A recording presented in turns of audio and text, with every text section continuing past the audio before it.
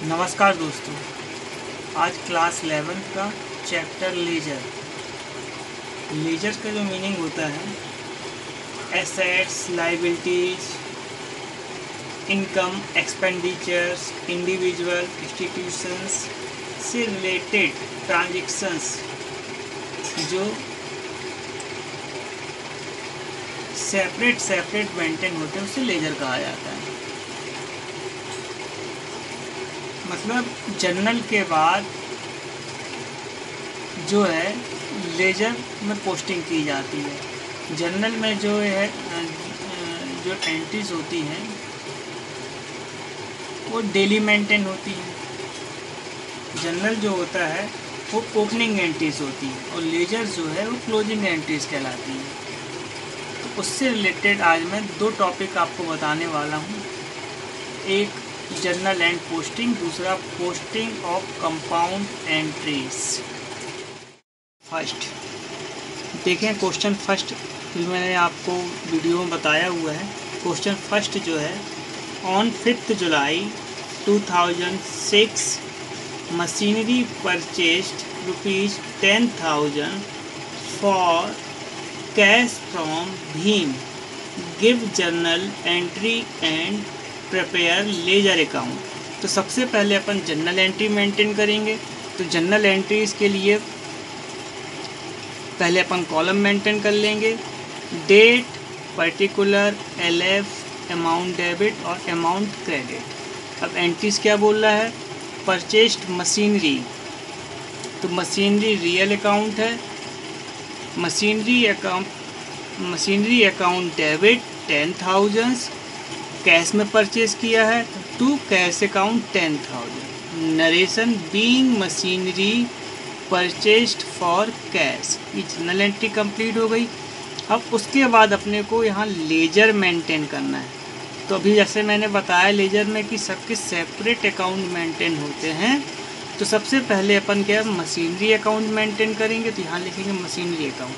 Ledgers में जो है 8 कॉलम मेंटेन होते हैं, 4 कॉलम डेबिट्स के, 4 कॉलम क्रेडिट के। देखें column date, particular, JF journal folio, amount. उसके बाद फिर 4 कॉलम क्रेडिट के, डेट, पर्टिकुलर, JF और अमाउंट। अब देखें बिल्कुल आसान तरीका कि भाई लेजर अपन में मशीनरी अकाउंट को कैसे सबसे पहले आपको ये ध्यान रखना है कि जब मशीनरी अकाउंट बना रहे हैं या कोई भी अकाउंट मेंटेन करेंगे तो उसका नाम अंदर नहीं आएगा। तो अब देखें अपन मशीनरी जो है जर्नल एंट्री में कहाँ पर दी गई, डेबिट दी गई है, क्रेडिट दी गई है। तो मशीनरी जो है जुलाई 5 को डेबिट दिया हुआ है। तो लेजर में जब हम इसकी एंट्री करेंगे वो होगी डेबिट साइड ही। तो डेबिट साइड अपन लिख लेंगे 2006 जुलाई 5। मशीनरी का जो अमाउंट है 10,000 उसको लिख लिया अपन ने यहाँ पर। अब मशीनरी हमने बताया कि मशीनरी अकाउंट बनाए तो मशीनरी का नाम अंदर नहीं आएगा। तो क्या लिखेंगे, इसके अपोजिट में क्या दिया हुआ है, क्रेडिट में क्या दिया, तो क्रेडिट में दिया है टू कैश। तो यहाँ पर लिख देंगे टू कैश अकाउंट। एक अकाउंट मेंटेन हो गया। उसके बाद अब देखें मशीनरी का मेंटेन हो गया। अब अपन को कैश अकाउंट मेंटेन करना है। तो अपन हेडिंग डाल लिया कैश अकाउंट, कॉलम खींच लिए, 4 कॉलम डेबिट के और 4 कॉलम क्रेडिट्स के। अब जनरल में देखेंगे हम कि कैश अकाउंट कहाँ दिया हुआ, कैश अकाउंट दिया हुआ है क्रेडिट साइड। तो अपन एंट्री भी कहाँ करेंगे, क्रेडिट साइड ही करेंगे। 2006 जुलाई 5 कैश का अमाउंट दिया 10,000 तो लिख देंगे अमाउंट में 10,000। अब कैश अकाउंट बना रहे तो कैश वर्ड्स जो है अपन यहाँ मेंटेन नहीं करेंगे, यहाँ कैश अकाउंट नहीं लिख सकते हैं। तो अपन लिखेंगे क्या, कैश के अपोजिट में क्या दिया हुआ है, कैश क्रेडिट में तो डेबिट में क्या दिया मशीनरी। तो यहाँ लिखेंगे bye machinery account. First question complete. Second question जो है posting of compound entries. Compound entries का मतलब ये होता है कि एक डेट में बहुत सारे ट्रांजैक्शंस हो जाते हैं। तो ये क्वेश्चंस में देखेंगे आप 2006 January 30 received cash on account of sales rupees 5000, interest rupees 4000, commission rupees 500। ये क्वेश्चन में दिया है। तो पहले जो अपन लिखेंगे भाई कैश सेल्स है, कैश सेल्स है मतलब cash account debit to sales account. तो अपन ने लिख लिया cash account debit to sales account. Sales कितना 5000 का है, कैश का अमाउंट अभी छोड़ देंगे 5000 का है। उसके अलावा जो इंटरेस्ट रिसीव्ड हो रहा है तो to interest account credit side entry 4000, commission भी रिसीव्ड हो रहा है तो to commission account 500। Total cash जो रिसीव्ड कितना हुआ है 5000, 4000 और 500, इनको ऐड किया तो टोटल कैश रिसीव्ड हो रहा है 9500 का।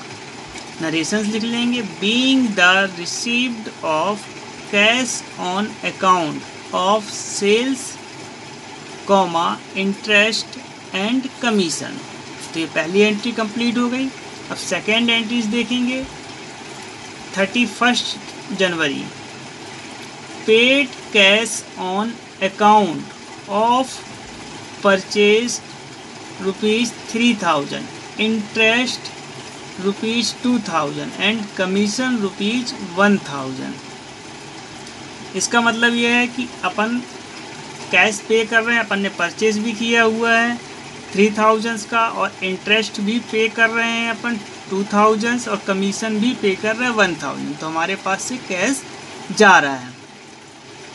अब अपन ने परचेज कितना किया, डेट डाल दिया जनवरी 31। परचेज अकाउंट डेबिट 3000, इंटरेस्ट पे किया अपन ने इंटरेस्ट अकाउंट डेबिट 2000, कमीशन भी पे किया commission account debit 1000 to cash account. तो टोटल अपन ने कितना पे कर दिया है 3000, 2000, 1000। टोटल अपन ने पे किया है 6000।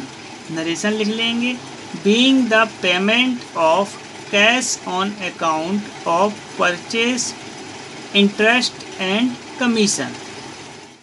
अब अपन जनरल एंट्रीज कर लिए हैं। अब लेजर मेंटेन करेंगे। सबसे पहले अपन जनरल एंट्रीज में देखेंगे कौन से अकाउंट है। तो सबसे पहले जनरल एंट्री में देखेंगे तो कैश अकाउंट आ रहा है तो अपन कैश अकाउंट मेंटेन करेंगे। कॉलम खींच लिया अपन ने, date particular JF amount 4 columns debit के, date particular JF amount 4 column credits के। अब जनरल में अपने को देखना है कि कैश कहाँ कहाँ दिया हुआ है। तो 30 जनवरी 30 को कैश दिया हुआ है डेबिट साइड। तो अपन एंट्री करेंगे डेबिट साइड ही। कितना कैश दिया है 9500 जनरल एंट्रीज में। अब 9500 जो है कहाँ से आया है, कहाँ से, तो सेल से आया है और इंटरेस्ट रिसीप्ट से आया है और कमीशन रिसीप्ट से आया है। तो अपन क्रेडिट साइड दिया तो कैश अकाउंट जब बना रहे तो कैश तो लिखेंगे नहीं, तो लिखेंगे अपन to sales account 5000, to interest account 4000, to commission account 500। उसके बाद देख लेंगे जनरल एंट्री में कैश कहाँ दिया हुआ है। तो जनवरी 31 में देखेंगे कैश दिया हुआ है क्रेडिट साइड। तो एंट्री भी करेंगे अपन क्रेडिट साइड। क्रेडिट साइड दिया 6000 कैश। तो 6000 जो अपन ने पेमेंट किया है वो कहाँ किया है, परचेस में किया है। तो डेट डालें जनवरी 31। By purchase account 3000, by interest account 2000, by commission account 1000। उसके बाद अपन बैलेंस निकाल लेंगे। अपन ने डेबिट की टोटलिंग किया तो 9500। 9500 से ये क्रेडिट की जो टोटलिंग करेंगे वो आएगी 6000। 6000 अपन लेस कर देंगे तो लास्ट डेट जनवरी 31 को बाय बैलेंस कैरिड डाउन किया जाएगा 3500। टोटल बराबर हो जाएंगे यहाँ इक्वल 9500। उसके बाद जो बैलेंस आया है जनवरी में इसको अपन ट्रांसफ़र करेंगे नेक्स्ट मंथ। नेक्स्ट मंथ आ जाएगा फरवरी 1। तो लिखेंगे to balance brought down 3500। Next इसके बाद देखेंगे क्वेश्चन में जो दिया हुआ सेल्स अकाउंट। तो सेल्स देखेंगे जनरल एंट्रीज में कहाँ दिया हुआ है, क्रेडिट साइड दिया हुआ है। तो इसकी एंट्री भी क्रेडिट साइड ही करेंगे अपन। कॉलम बना लिया अपन ने तो लिखा 2006 जनवरी 30। अब अपन ने सेल्स बना रहे तो सेल्स तो अंदर लिखेंगे नहीं, उसके अपोजिट में क्या दिया हुआ है, कैश दिया हुआ है। तो लिखेंगे by cash account 5000, sales account भी कंप्लीट। उसके बाद बना लेंगे अपन purchase account. Purchase account question में जनवरी 31 में दिया हुआ है, परचेस दिया हुआ डेबिट साइड, तो एंट्री भी अपन डेबिट साइड ही करेंगे। जनरल में डेबिट में दिया है तो लेजर में भी डेबिट साइड करेंगे। 2006 जनवरी 31 परचेज दिया 3000 का। परचेज तो अपन को यहाँ में लिखना नहीं है, तो यहाँ क्या लिखेंगे, क्रेडिट में उस परचेज के अपोजिट में क्या दिया हुआ है, टू कैश, तो लिखेंगे टू कैश अकाउंट। परचेज भी कंप्लीट। नेक्स्ट जो है इंटरेस्ट पेड अकाउंट, कॉलम अपन बना लेंगे। अब देख लेंगे इंटरेस्ट पेड जो अपन ने पेमेंट किया उसकी एंट्री किस साइड है। तो उसकी एंट्री जो है इंटरेस्ट पे किया है जनवरी 31 में डेबिट साइड। जो एंट्री जैसे purchase account debit, interest account debit to commission account, interest जनवरी 31 में है। कहाँ पर है, डेबिट साइड, तो इंटरेस्ट अकाउंट में अपन डेबिट साइड ही लिख देंगे। अब इंटरेस्ट तो लिखेंगे तो क्या लिखेंगे, अपोजिट में क्या दिया हुआ है उसके, क्रेडिट में कैश दिया है टू कैश, तो यहाँ लिखेंगे टू कैश अकाउंट 2000। अब उसके बाद अपन बनाएंगे interest received account. Interest received जो दिया हुआ है जनवरी 30 को दिया हुआ है, मतलब जो अपन को कैश रिसीव्ड हुआ है इंटरेस्ट से जनवरी 30 को, तो इंटरेस्ट रिसीव्ड देखेंगे अपन जनवरी 30 में कहाँ दिया है, क्रेडिट साइड दिया हुआ है, तो अपन एंट्री कहाँ मेंटेन करेंगे, क्रेडिट साइड करेंगे। तो लिखेंगे अपन यहाँ पर बाय कैश अकाउंट, क्योंकि इंटरेस्ट तो लिखेंगे नहीं, बाय कैश अकाउंट 4000। फिर उसके बाद अपन बनाएंगे कमीशन अकाउंट। तो कमीशन पेड मतलब जो हमने पेमेंट किया है वो जनवरी 31 को किया हुआ है। तो जो सेकेंड एंट्री है कमीशन जो दिया है डेबिट साइड, तो एंट्री भी करेंगे हम डेबिट साइड जनवरी 31 टू कैश अकाउंट के नाम से 1000। उसके बाद कमीशन रिसीव्ड जो दिया हुआ है जनवरी 30 को दिया गया है, मतलब रिसीव्ड हुआ है अपने को, और वो दिया हुआ जनरल एंट्रीज में क्रेडिट साइड, तो अपन एंट्री करेंगे क्रेडिट साइड जनवरी 30 बाय कैश अकाउंट 500। दोस्तों मैंने आज ये 2 क्वेश्चंस आपको बताए हुए हैं, और आने वाली वीडियो जो है आप लोग कंटिन्यू देखने के लिए लाइक करें, सब्सक्राइब करें, शेयर करें और बेल आइकन ज़रूर दबाएं, जिससे मेरी आने वाली वीडियो आप तक आसानी से पहुंच सके। धन्यवाद।